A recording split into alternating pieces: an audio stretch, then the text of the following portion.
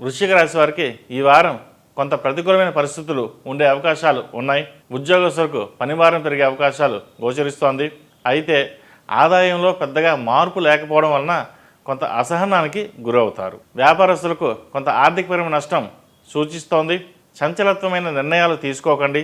ఆ నిర్ణయాలే మీ ఉన్నతికి ఆటంకాలు ఏర్పరుస్తాయి. ఆరోగ్యం పట్ల శ్రద్ధ వహించండి.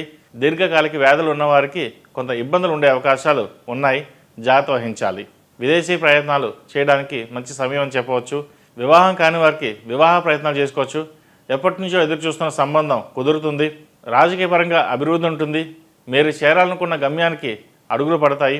ఈ రాశి వారికి అర్ధాష్టమి శని నడుస్తున్నందువలన 8 శనివారాలు శనికి తైలాభిషేకం చేయడం, అలాగే అఘోర పాశుపత హోమం చేయడం చెప్పదగిన సూచన. ఈ రాశిలో జన్మించిన వారికి కలిసి వచ్చే సంఖ్య నంబర్ 2, కలిసి వచ్చే దిక్కు ఉత్తరం, కలిసి వచ్చే రంగు తెలుపు.